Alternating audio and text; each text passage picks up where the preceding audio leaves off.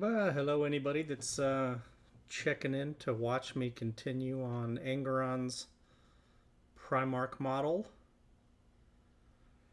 Did a little bit of work in between the last stream and now, just adding in some color on the shoulder pads and on the armor. This is very just roughed in, but also continued on with the yellow armor a little bit and leathers and the under leather. I haven't done any work on the back yet. Maybe do that today. Did a little bit here, but I think I'm going to change the color. I actually really like going with the red, so I may keep it. I may change it up in, I don't know. We'll see. This is all figuring it out as I go. Been debating on what color to do the base, and leaning toward a reddish brown base so that it'll maybe be a little number and highlight where he's at. Let's see here.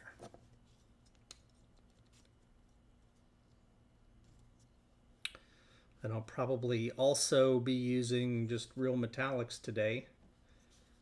If I start working on, if I do the cloak, I don't like using real metallic paints most of the time. But it's a nice thing to add to a model when you've done a lot of non-metallic. You add in a couple little pieces. Yeah, it kind of helps separate it out a little bit, because even though I've done some different bits here, so like we've done non-metallic in here and done some non-metallic here, to make the chains stand out, one of my better options is just to go with true metallic so that there's a little bit of a difference. And then same on the back. I actually like how the cloak is in terms of the basic coloring. May just be adding a little bit of highlights, we'll see.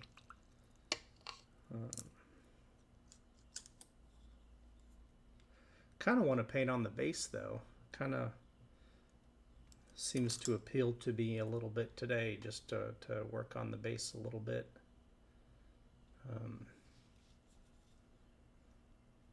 Maybe I'll add in some chain colors and some skull colors around the model and then go to the base. We'll see how it how I feel.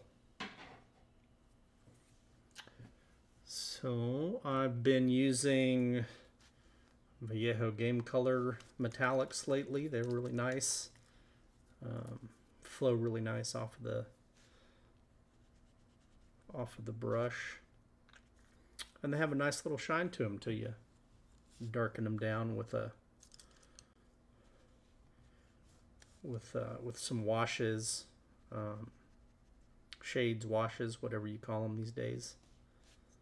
So I think I'm gonna just try this out. You know, that's the beautiful thing about this work is you can always come back and change. You know, a lot of people get a little freaked out by trying something. They're like, oh, what if I can't fix it? It's like, well, it's just paint. That's one thing I've learned over the years is it's okay if you end up doing something maybe that you don't like as much. You can always come back in, try something else. It's just paint.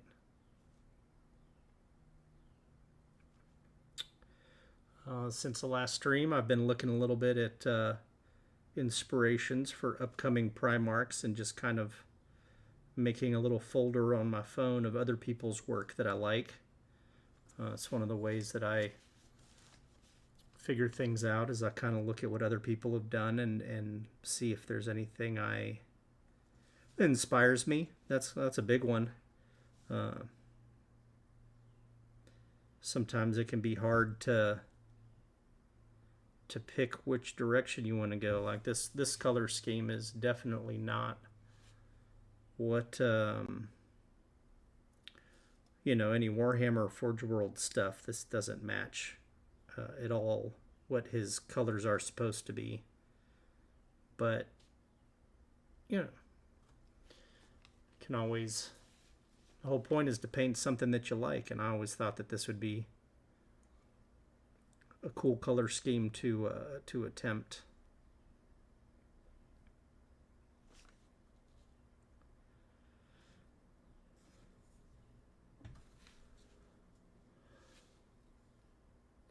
In terms of upcoming Primarchs, I haven't quite decided on that realm yet either. That's a hard one to decide. Like, what do I feel like painting? In terms of models that I have left in the Primarch series, would be I really want to redo Mortarion, and then I have Sanguinius, and I'd also like to redo the Gorgon.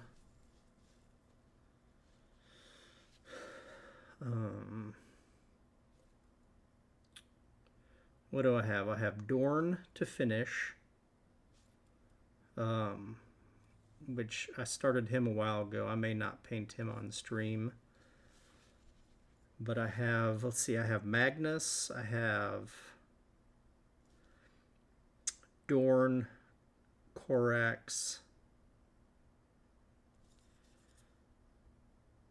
It's primarily Loyalist Primarchs left. Oh, Alfarius. I have Alfarius left. So that's a hard one. Most people, when I've been looking at their stuff, they seem to want to paint. They paint him in like a shiny metal scheme, which I don't think that would be up in my interest realm. Who knows? If I see a version that I really like somewhere, then maybe I'll pop in there. I'm looking forward to the challenge of Sanguinius. That's a hard one with the wings. I have the knight, what's his name? Kurtz. So got a couple different ones left over still to attempt. The downside is once I get going, I kind of don't want to stop, but it's a little hard to do a 8-hour stream painting a model like that. You know, it just doesn't get tired of talking to myself.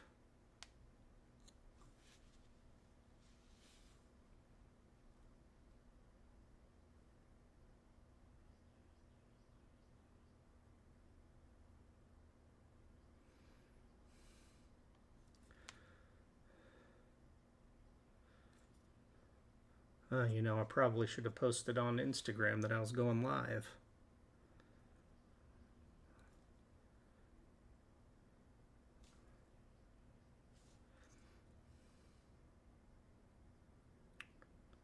Or I'll just hang out here by myself. Works for me.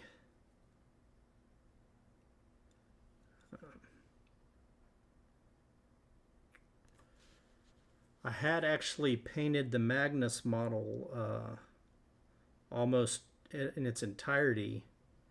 Then about a year and a half ago I moved, and in the process of moving completely shattered his model off the base, just destroyed it.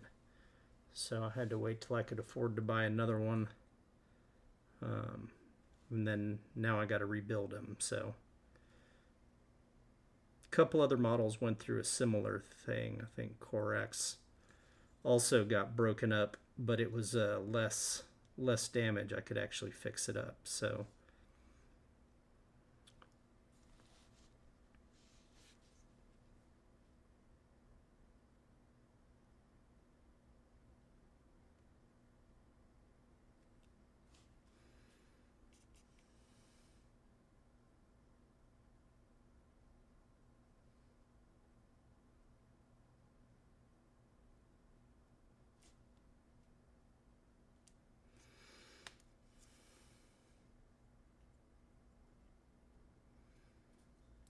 I think I got all of the chains.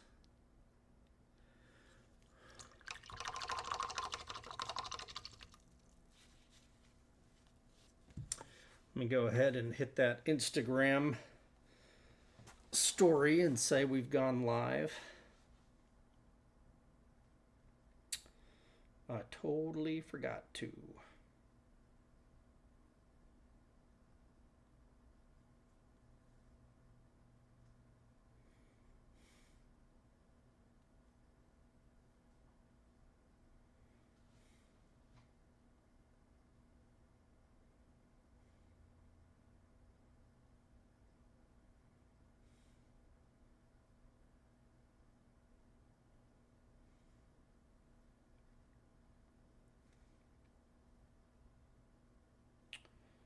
Let's see, what is the... So many things to do. I'd like to come back and finish the Marshall from the Free Guild. I haven't done anything on that, so no one's missing out on that paint job.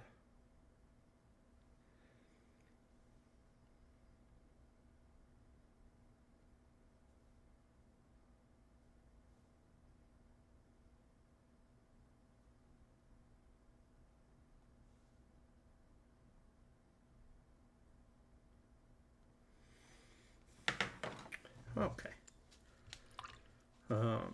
I've been painting the rest of the army up so that it matches up. We'll see. Oh, looks like I froze. Oh, maybe not. I've been painting up the rest of that Free Guild army to see where I want it. Let's see. I'm going to start. Been kind of doing the little simpler version. Had a blast with my dear buddy Aaron Lovejoy. Came out for the weekend, and we hung out here at the house and just painted and had movies playing, being stupid. Painted some little zombie things.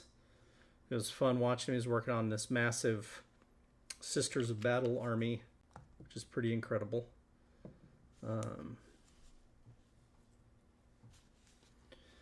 And I just kind of worked on the rest of that Cities of Sigmar box because it's kind of mixed up. It was fun doing some transfers, doing some shields. I haven't done the cavalry yet. If you see what I'm doing here, I'm actually I've made it a habit of when I'm doing bones and skulls of not just going a white. I've started trying to mix in some reddish browns and greens and stuff when I'm painting them so that they have an interesting undercoat, and then when I'm doing my whites or lighter colors, I don't always focus in on just, you know, a white, adding white to whatever it is, the color of the bones that I'm doing. Try to vary it a little bit so that there's some different tones mixed in. I just found it gives them a little bit more flesh, a little bit more life, I guess is a way of putting it. So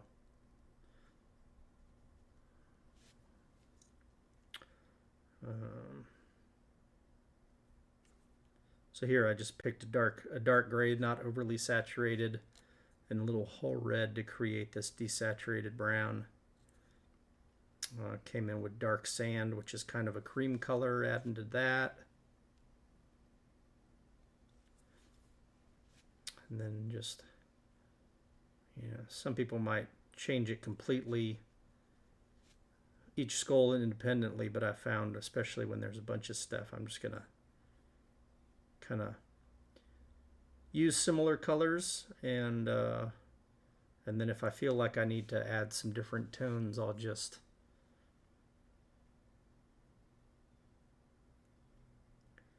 use some washes or some contrast paints that are watered down to give me a difference of tone on the skulls. Let's see. Oh, missed a spot. Yeah.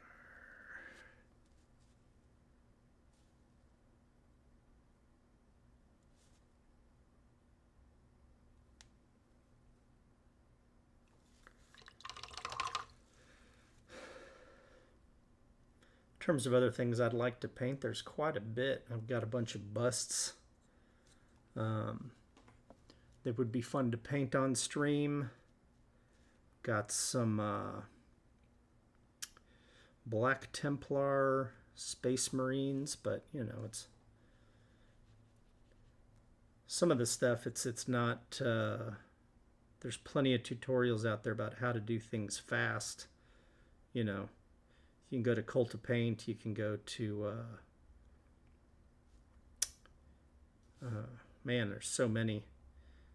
So many people have the great tutorials that you can go and just kind of clue into. So on this, I'm trying to like focus in on stuff that I didn't actually find a lot of tutorials on. Like the primarchs, there are some, but not for like paint schemes that I was really interested in.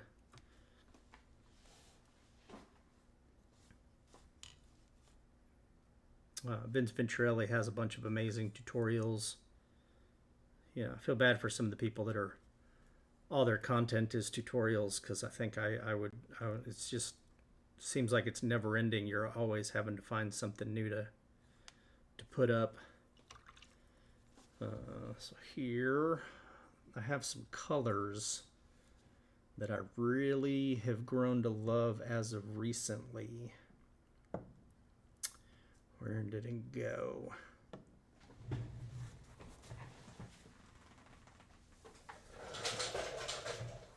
There it is.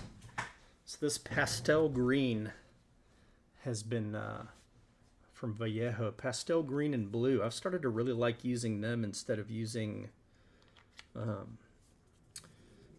know, just going straight to like a dark sand or a deck tan.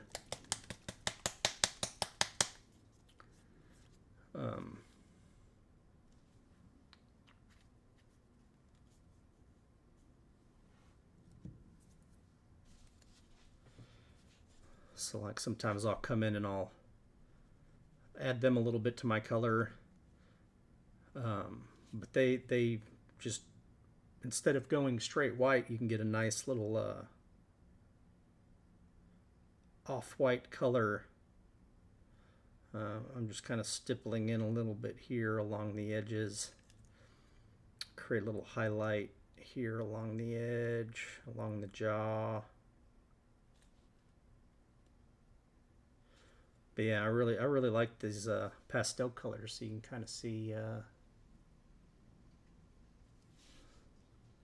just pops it a little bit different than going. Forget, there's quite a few people that are like, you know, never go straight white, and I have grown to agree that if I do go to straight white, I always end up adding a some kind of a wash over it, or a shade or a glaze of some kind to knock it back, because the straight white just doesn't, you know, white has no color. So it's interesting. Come in here on this skull.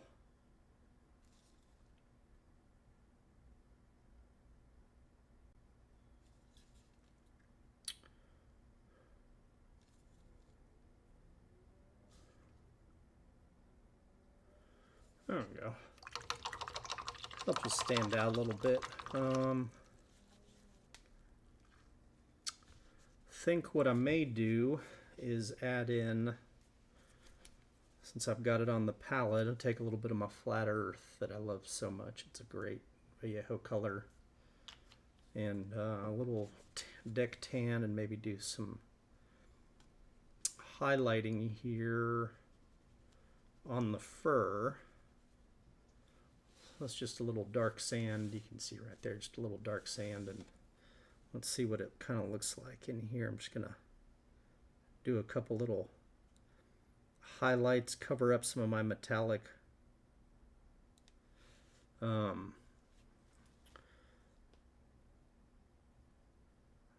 I think maybe this will be just a little highlighting here in the middle of the cloak. Do a little bit make it a little bit bigger here.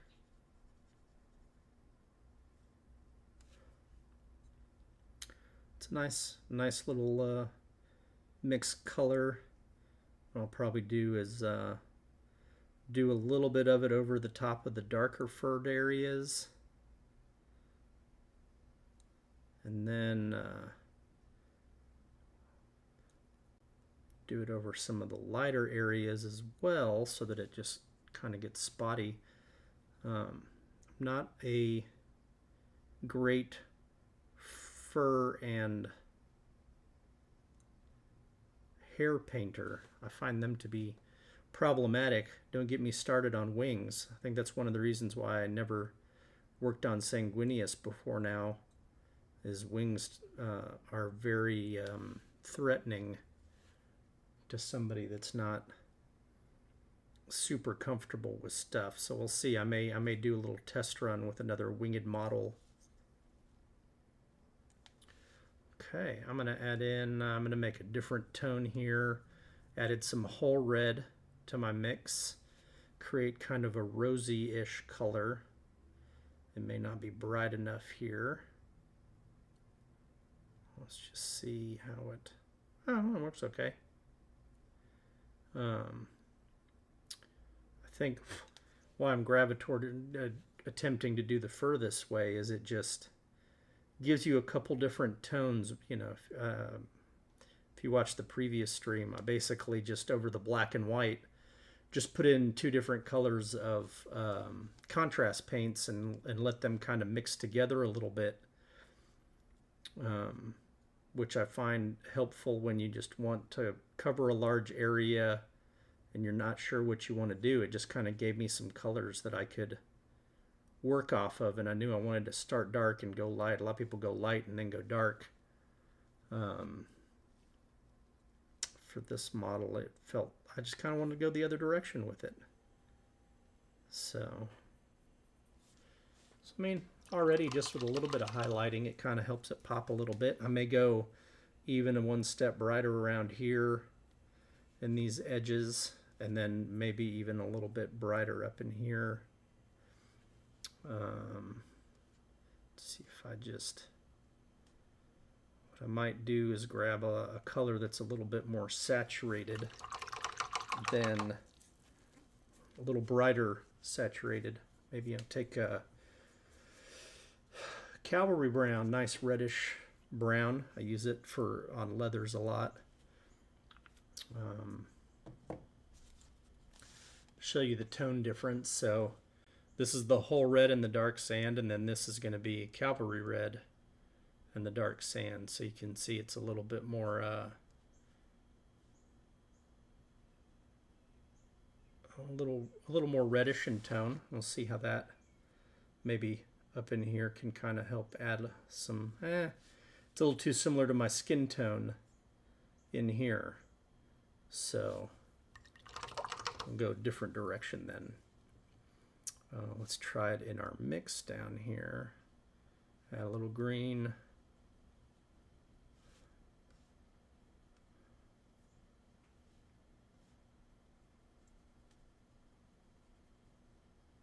You never know.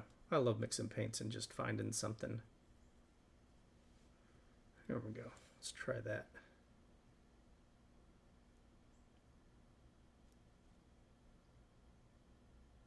Yeah, that'll work. It's not quite the same tone as the first tone.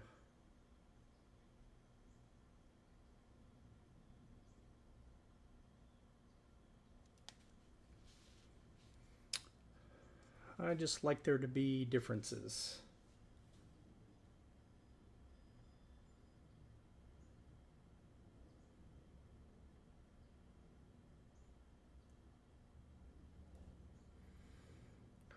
It's a little more fleshy, but I don't know.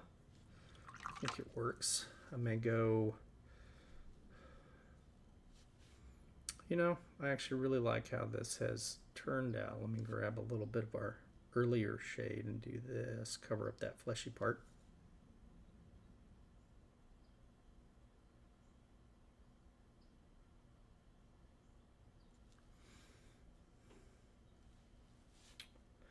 What else we got? Come in here a little bit, just little touches to break it up so it doesn't feel like it was just one little tone.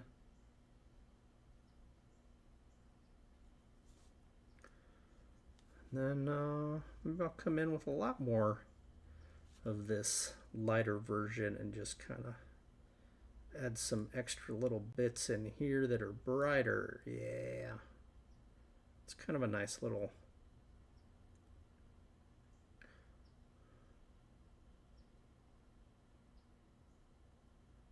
this is all just almost all dark sand, just with a tiny bit of just a little bit of flat earth in it. Just I like that a lot.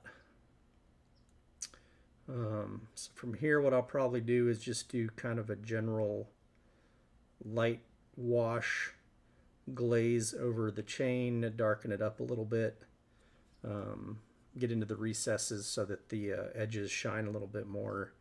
I don't like to do a lot of detail into chains. When I do add real metallics, I just kind of get them on there. I'm not really interested in making them super crazy. I know that I can add in some you could do things with different colors of glazes just to give you a difference of feel, or not glazes, washes. And like I could go over this with like a blackish green. I could use a contrast paint and just water it down a little bit.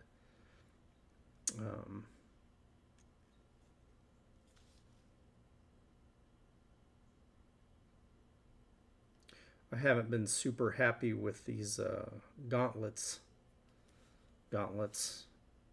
arm protectors. I don't know what they're called.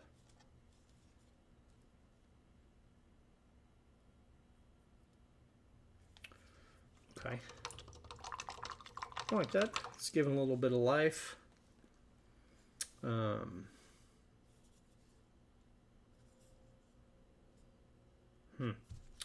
Really want to change the color of the ribbon stuff there. My go-to would normally be purple or red, but I think in this situation I may just take them to kind of a cream color. So just, I don't know what I did previously on them. They might have just ended up getting kind of a wash or a glaze of other colors that I was working with. It's one of those things as well. The nice thing about these contrast paints is a lot of them are really saturated. So if you feel like you're just not getting a good color, you can always just kind of take a contrast paint over them to just skew them completely in a direction that you hadn't considered. And then come back in, and it's easy to just add in some highlights and you know, getting inconsistent contrast paint color is really cool.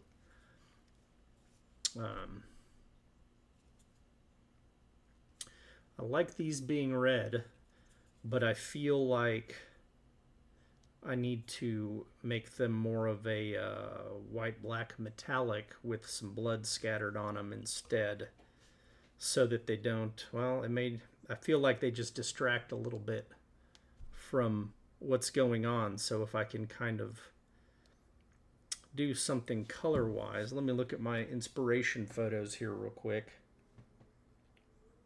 and I'll show you them again for memory's sake. So I really liked this model from Warp Storm Painting, and he did a lot of really, I copied obviously the white, not copied, but I have duplicated a little bit of what he's doing blue wise, and then with the armor he's just way better at it than me. And then I've taken some liberties with other stuff, which I'm not doing a direct copy. You can see his axes are more of a black, white, gray feel, and they're darker so that you're more attracted to what's going in. And that's one of those things that I'm trying to be more conscious about these days. You can see slight similarities, but not total similarities. So yeah, I think I'm going to go ahead and swap that over. Just do something different. The other option would be just, you know, like I said, take in some contrast paint. But first, let's, I don't like to go straight black on any chains or anything, so I'm going to grab some Agrash Earthshade, which is one of my favorite shades, and just put a little bit on the palette, and then I'll just, as I want, grab it. And I'm just going to come in here, and it is going to numb my chains and stuff down, but you know, this would be a place to demonstrate maybe a little bit how adding in some other tones can affect. So if I grab, let's see here, why not? Let's grab some Mantis Green contrast paint. We'll just do a little bit of this along the edges here. It's a little too saturated for what I'm trying to do, but you never know. It can kind of work. So there you got like a little bit of a green tone to the thing. So this might just be a little something to add to the chain. It's going to be a subtle green. You know, there's not going to be a huge, you won't see a ton of the green in there, but maybe just adds a little bit of that feel to the, just, you know, throw a little extra tone in there. It's something that's, especially with the advent of contrast paints, it's kind of nice to, hey Sam Gabbard, I hope you're not too bored at work.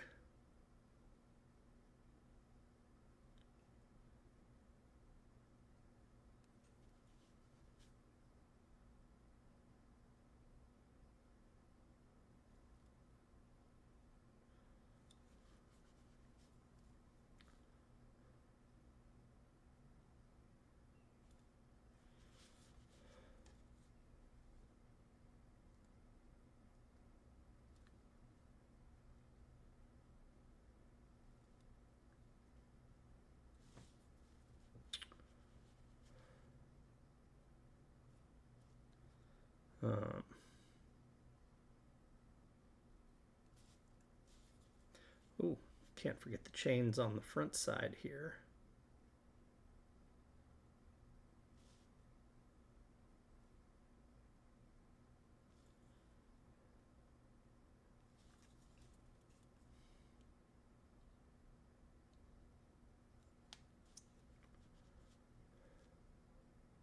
Yeah, the green's interesting.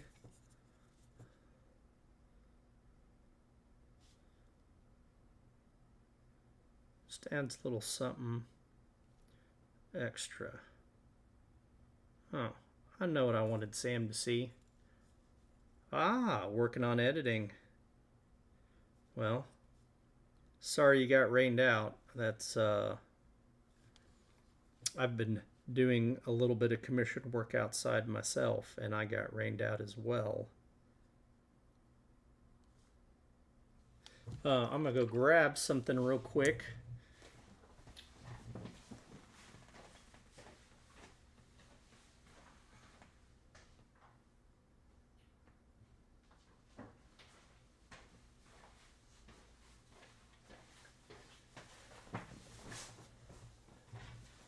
There's some awesome painters by the names of Mark Masklin and Jero who do a zombie party every year, and I wanted to join in the fun. They're obviously over in Spain, but they do a class where you can basically you show up and you paint a zombie in the class. So I went ahead and 3D printed these zombies, and just kind of on the weekend, Aaron and I painted these goofy things. We each painted one on the weekend, and then I painted these two afterwards because I just love the concept, love the design.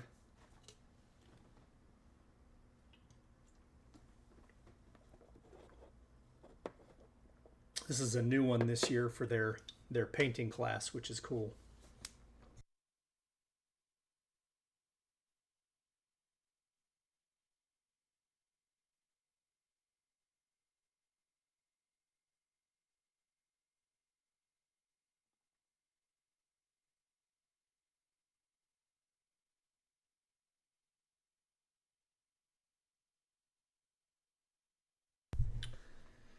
So yeah, those are pretty fun. Not super, not super crazy on the painting. It was just, you know, I can sit down and doodle for a while. And then the plan is to mount them in some frames. Maybe this weekend. See what happens. They were entertaining to do. Back to my this guy. Well, what I've found is whenever I don't quite know what I want to do, so I'm still thinking about this these axes. I mean, I could come in and do another little highlight on the reddish stuff. I have this little knife to do. But jumping in and working on the base is something that you can always, that's how I kind of separate things out a little bit, is I'll jump to something totally different. So since I haven't airbrushed, there's not really any colors down yet. The other thing I've been trying lately is I'll go in with contrast paints sometimes to just give everything a color. Oh, yeah, but see, Walking Dead, so I say I'm responding to your comment. The problem is the Walking Dead stuff is called Walking Dead, so I'd have to get the ability, you know, a lot of times you got to pay for the ability to like sell some of that stuff, whereas like these, you know, like I painted them for me, I'd have to go get like the rights to a file to paint the, what's it called?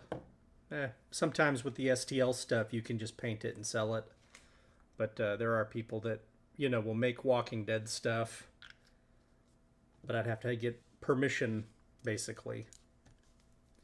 So, well, I mean, you know, if somebody came along and says, "Hey, I've got these things, I want you to paint them," then, you know, that's different because then it's like a direct thing. But me trying to like use the Walking Dead to sell stuff, that's when you get in trouble. So I'm gonna come in with this reddish color. It's gonna be very bright for the time being, and then at the end of it all, I'll come in with my airbrush and kind of darken some stuff down.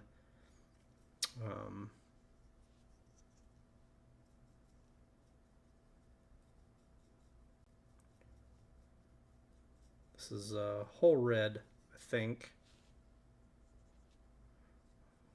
Some Cavalry brown just to give me a right on the top highlights here. I love the colors whole brown and Cavalry red. Yeah, back to the zombie thing. Zombies are fun. It's, you know, I may just print up a couple of them and just have them on hand for any little boredom moments. Just hop in and paint a zombie because you can be kind of freewheeling with it all.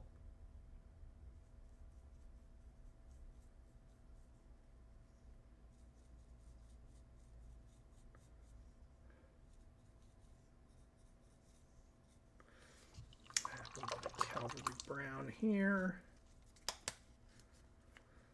So my thought was to do similar to kind of a more reddish base, a reddish dusty base for this Primarch, so that it would stand out against the, you know, it helped the white and the blue stand out because it'd be a little bit opposing.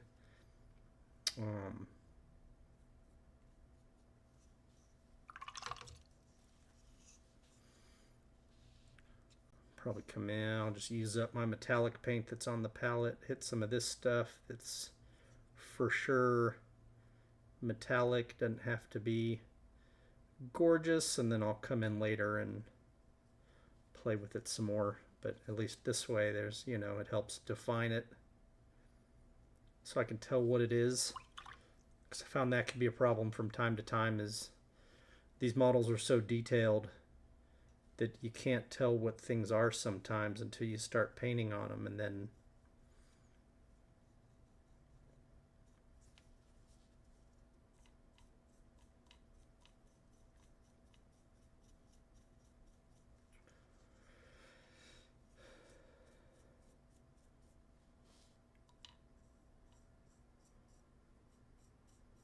you figure out what they are. I lost my train of thought for a second.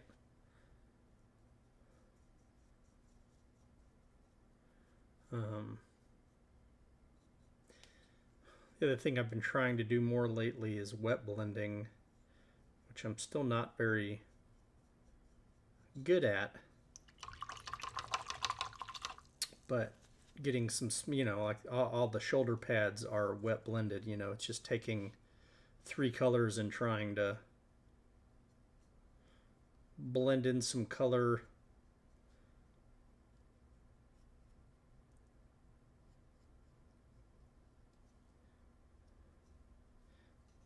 Prevented me from having to hook up the airbrush.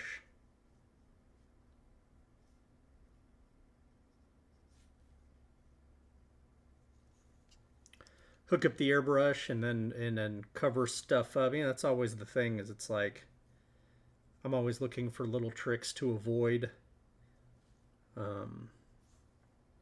avoid pausing and having to cover everything in like some sticky tack or tape or whatever.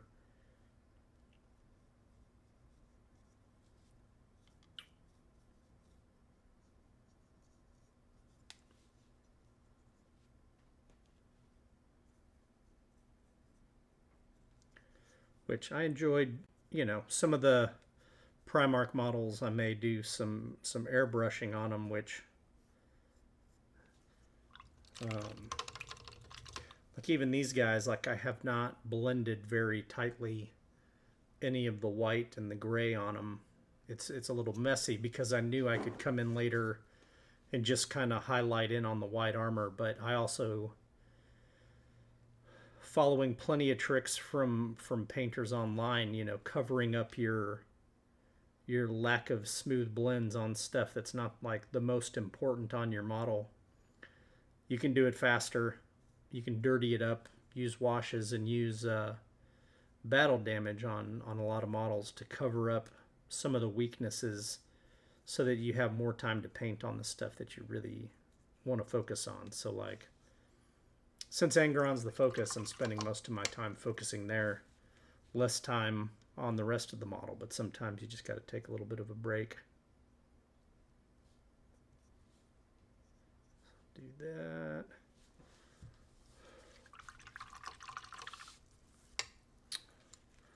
I'm gonna hop in here, do some on this guy, and same thing. If I get a little, oh, that was the other thing, is I don't have any World Eaters transfers, so it's going to require me to paint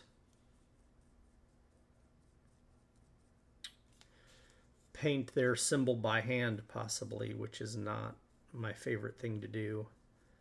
I will paint a chapter symbols if I have to, but it's not, it takes time to like go in, and if I screw it up, gotta start over again and cover it up, and it's, if I can do transfers, I'm usually much happier.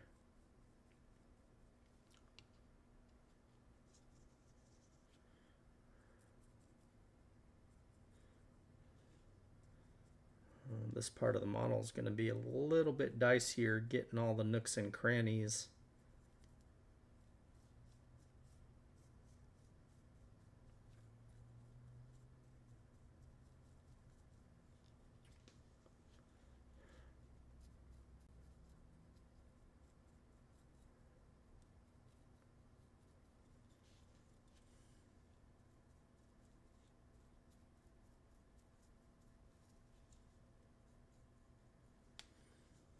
Hey, if I get a little bit of red on this guy, I'm not brokenhearted, because it's the beauty of some of these situations. I've seen other people paint these in a slightly different way. Um, I liked the idea of him pushing past even his own guys to get to battle, because that fits kind of the lore behind him in the books, especially later on when he's becoming more of the final form demon primarch, which I have and have built, have not painted. Maybe I'll do that on a stream, but the goal is finishing these primarchs. And since there's not a lot of primarch, I mean, there's plenty of people that have painted different primarchs, but finding ones that are different than the norm is kind of hard. Coming in with some cavalry brown, little wet blending, edge highlighting along here.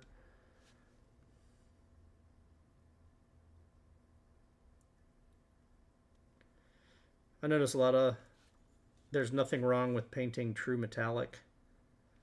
It makes, if you're trying to just get these models painted, if you're playing like the heresy games or whatnot, it's absolutely the easiest way to get stuff out. But for me, this is the enjoyment, is kind of challenging myself with the non-metallic, because I still don't feel like I'm ever going to get good at it. Let's see here. I saw a spot that I missed. There we go.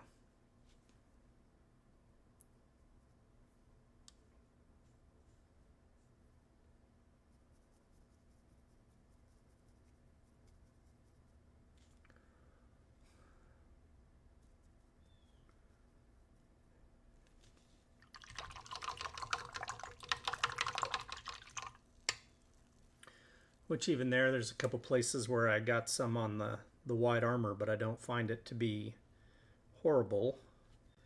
And then just an example of some of the battle damage. There's plenty of talented guys that, I don't need to do a tutorial on battle damage, but plenty of guys that do stuff where they stipple on with like a sponge. I just come in and kind of stipple on the edges of the armor.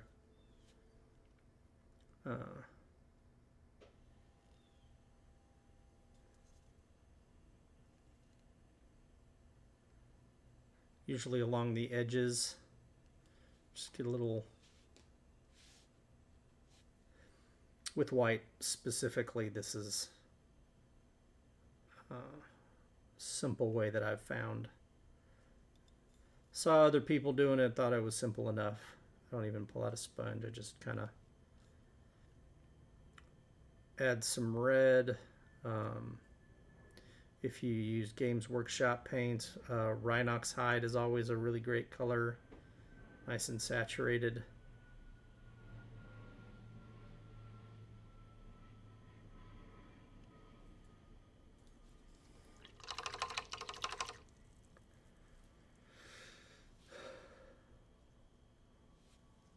Which, one of these days maybe I'll pull out a little sponge and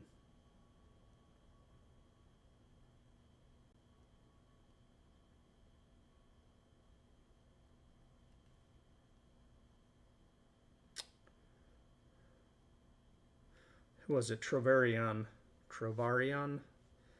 I don't know how to spell it, or I'd spell it.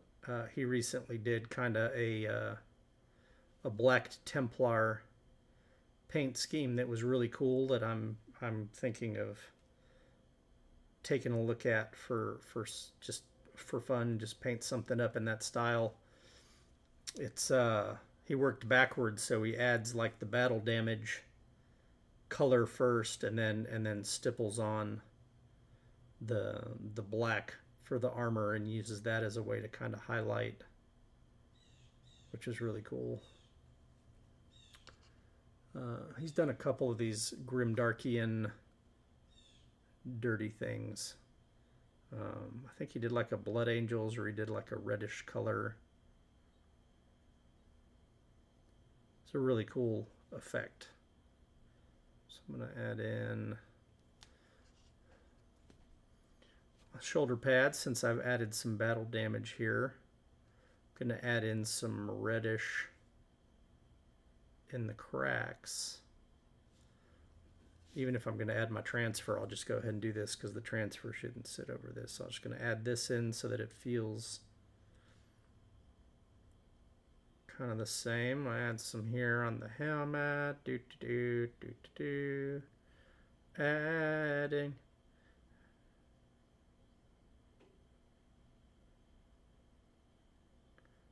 You know, maybe I'll add some in here on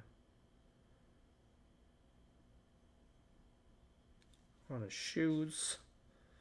Give him some dirt.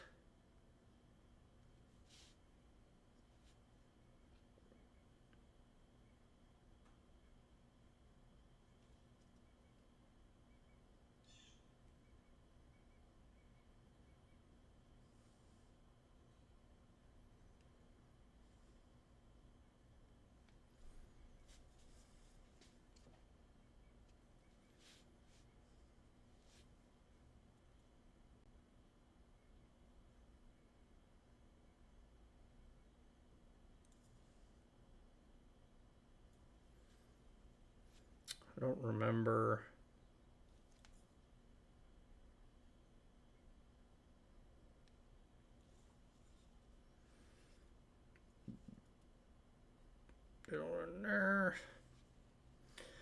I don't remember what color the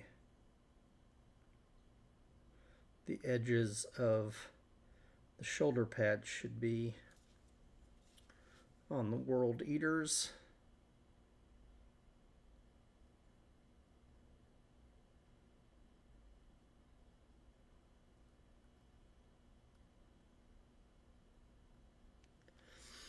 The other thing you can do is add a little wash. Some of these colors. Just add a little dirty brown wash to some areas.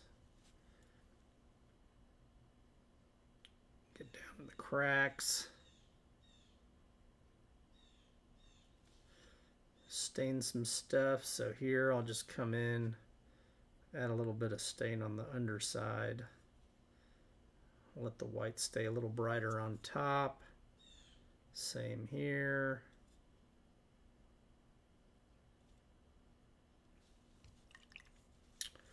Ooh. Forgot this stupid thing.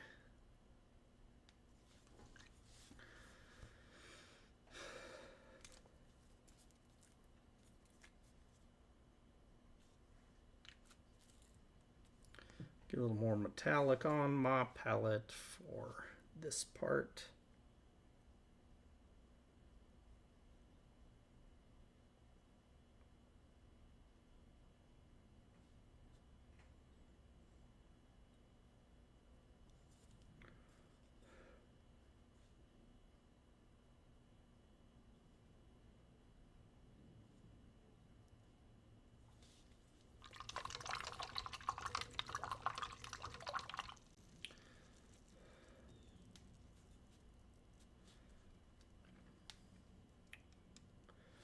Take a little bit of that Cavalry Brown. Do the same thing, just come up in here and add a little bit of a glaze on his shoes a little bit in some spots so that it just has a little bit of a reddish tone. Two different reds. A little splotchy here and there, just kind of got to add a little bit to the gold so that it gets, oh, that was the one thing I was going to do. So I had some reddish hair in the gold. You can see it just kind of, it's like his greaves are a little dirty from running on the dirt. This will help me hide a little bit of the poor blending. So even there you can kind of see it just adds a little bit to the shadow, and not the shadow, but just deep down inside it just gets a little, adds a little tone, you know. He's been running looking for somebody to stab.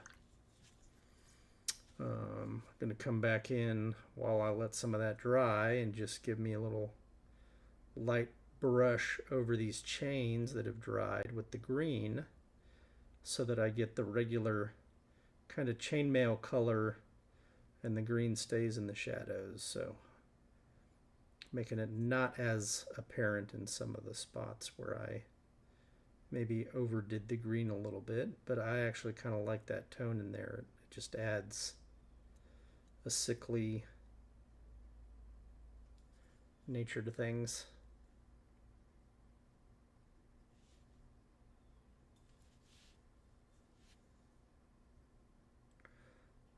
Like on here, it's a little overwhelming.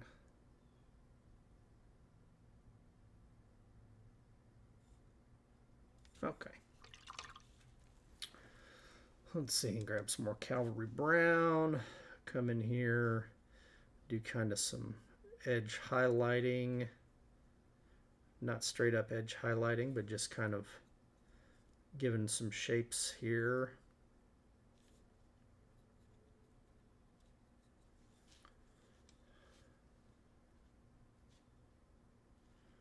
It's just basically lining it out. I know I'm going to come over with some more colors, but just kind of giving it some lighter volume in some places. Hey, look, there's a skull.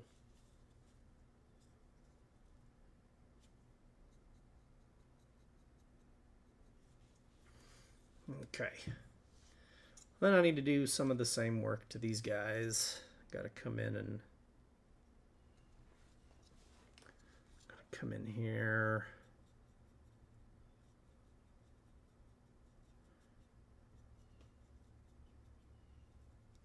I'm actually not quite sure what I want to do from here on the rocks, but this is a good starting point.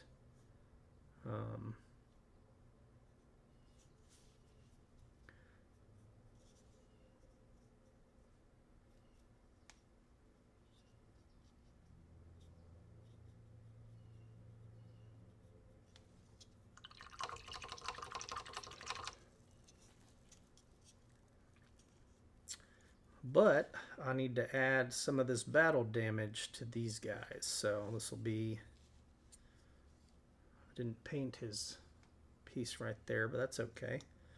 Basically just come in here and start doing some little dibby-dabby stipples along the edges. The big thing for me is just making sure that it's not too, it doesn't look too much like a pattern. So give some longer ones here and there.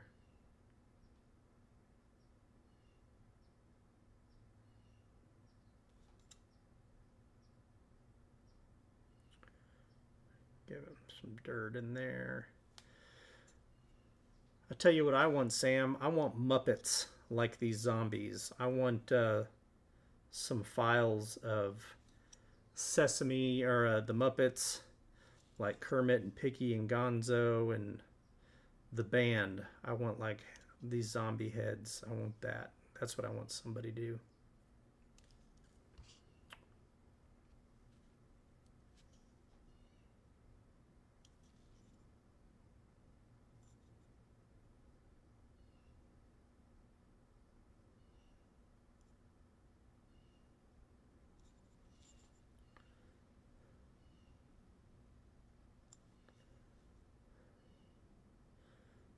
So yeah, just going along the edges, making it kind of unclean, just like this army is. Stipple in. It helps cover up some of the mediocre gradients I did with my brush.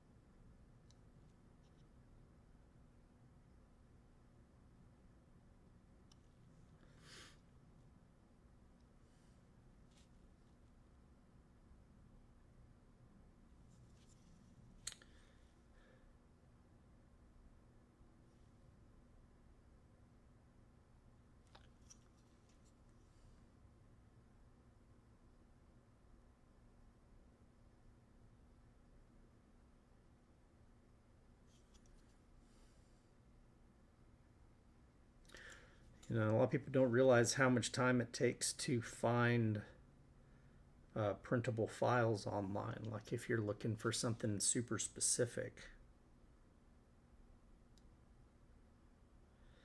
I have a guy that would like me to do zombie heads of the band Gorillaz, or not zombie heads, but just the heads of all their cartoon personas. And it's like doing the research and finding that you're basically coming up with stuff that doesn't exist. So I would have to like get somebody to do the 3D sculpt. Now, while that's cool and all, and could do it, the amount of time that I spent looking for files that could print, like I could have been doing something else. So nowadays, if people ask me for something specific, I say, you find the file, I'll do it. That way I don't have to spend 3 hours looking. And then you find out if people really actually want it, because a lot of times people will throw something out and then it's not really something that they want. I think I may just leave this gray. I don't know. It's kind of... just going to get all up in here, make it red. Just do this.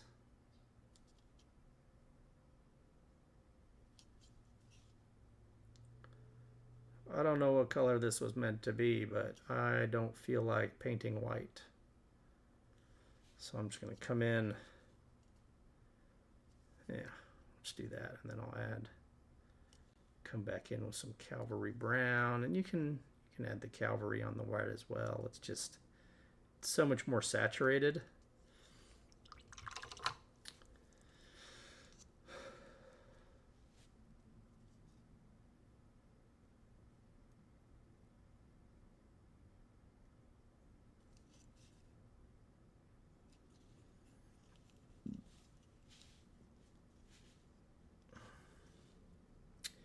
I went back and rewatched been rewatching the Mission Impossible movies because the latest one comes out today, available for purchase. And I've been a fan of most of the Mission Impossible movies. I think the only one that I didn't like as much was the John Woo one. I'm a fan of John Woo, but that movie was a little bit too... there's this thing that they have done with their stunts on those movies that it's very hard, because Tom Cruise is so dedicated to being crazy and doing these stunts, the realism aspect. Like even the first one, which was more a movie, still felt a certain way. And I've noticed ever since the John Woo one, they haven't deviated from this effect of trying to do things that are actually possible to do. And that's why I think the series has been so successful in the long run, is it's grounded in that, yeah, he's doing crazy stuff that you wouldn't really want to do in real life, but he's actually doing it, versus like being on a motorcycle doing a stunt that's like perfectly worked out. But I'm excited to watch the new series and see, not the new series, the new movie. It's got Haley Atwell in it, who I love. She was in the Captain America movies, among other things, but that's what she's most known for.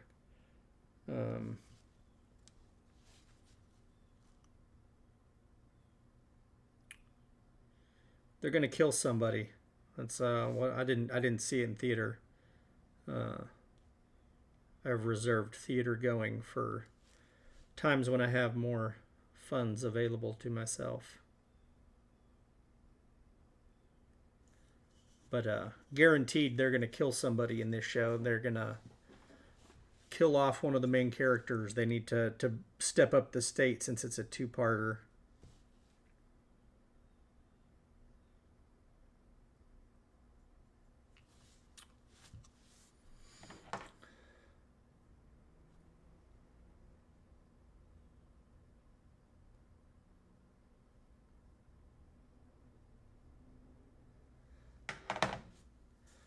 Sam, you'll appreciate this. My brother and I just got his chainsaw. My dad's chainsaw just died out earlier this week, and so my brother and I got him a new one for Christmas/birthday. It's how we have to kind of do stuff in our family because my parents don't want anything, and so we have to kind of like pick our time during the year. We have to come in and sneak in stuff. So I just got a photo of my dad with his new chainsaw, which it's always fun to see the danger zone happening right there and live in your face.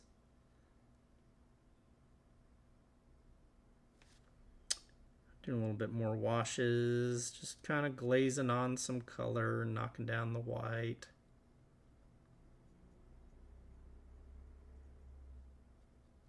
Him holding it up in his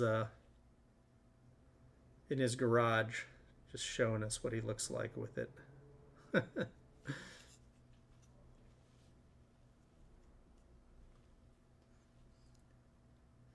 That's where we're kind of at, not my favorite. I may come back in here after all with some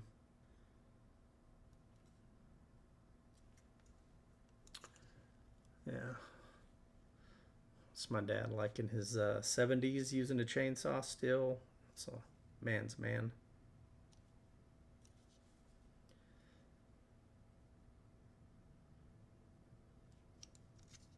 Yeah, it was working out. I like this as adding in a little bit of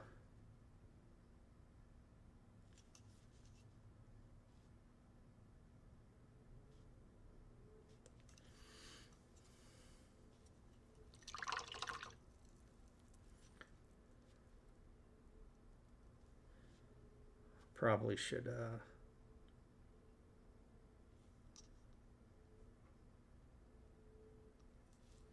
kind of just staining the white now, knocking it back anywhere that it feels too clean.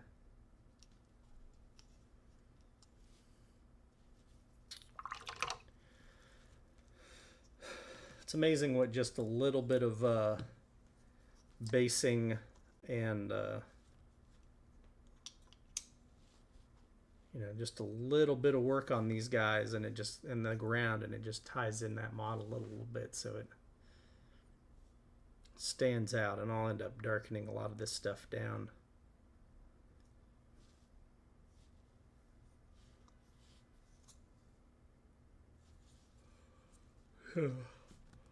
Always compare what I'm doing with the full model when I can. Okay. Make sure it's looking okay in the grand scheme of things.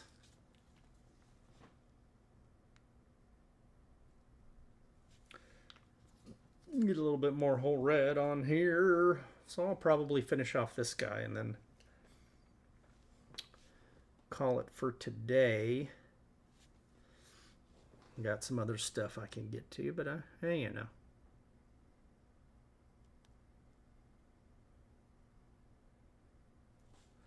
So, I mean, technically you could just come in and kind of edge highlight with this stuff, but personally I like to have a little bit of the edge visible so it doesn't just feel like a total edge highlight. And then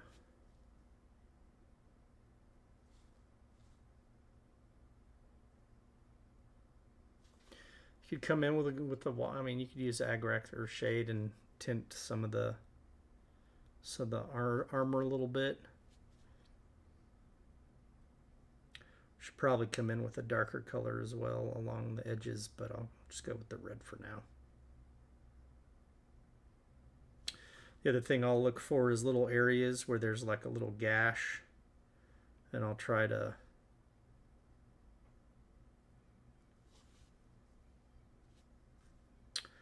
add a little line. So there's a little damage trick. So you just add a line, find your lighter color, find like closer to white, and then just on the underside add a little edge highlight, and then it feels like there's maybe a bigger gash in there. I don't have any white on my table. White works the best for that.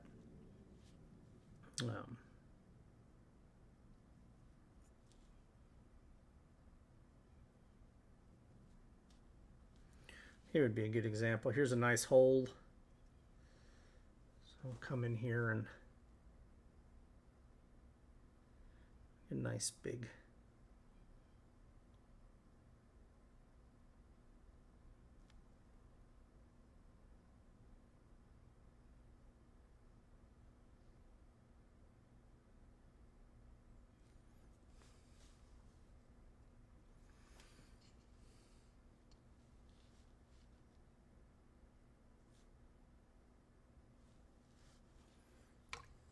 Any other thing you can do is grab I have these great artist opus brushes. Do a little, if you want a little bit less consistent dry brushing, you know, you can just get a little paint on your dry brush and just come through and get a little. This might actually work better for some of the fuller areas because it can be inconsistent, you know. One of the things I'll do is I'll turn my brush. I don't like this as much because it's not as specific, and it can be a little bit too much because I'm not really dry brushing. I'm just kind of stippling it in some dirt and all, but it's not bad. I mean, this is definitely a way you could do it. I'm probably using too big of a brush right now, but you know, can also save a little bit of time doing it. I forgot this guy lost his arm. It's a good way to get larger areas. You can come in like this and then come back with your brush and just hit the edge a little bit more.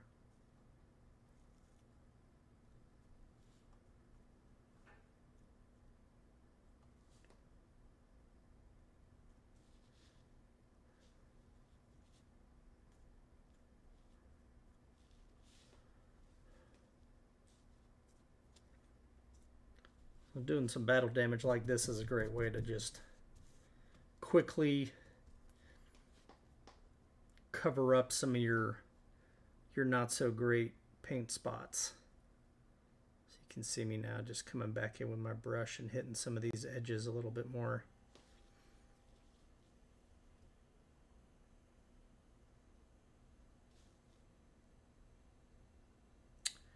Schmitters, I forget his name. He's doing a painting class in California, I think, this weekend, and it's one of those things like going to classes with people is kind of like one of the fun things about this hobby is seeing somebody else doing similar things, learning their techniques, and seeing where you want to add them into your own.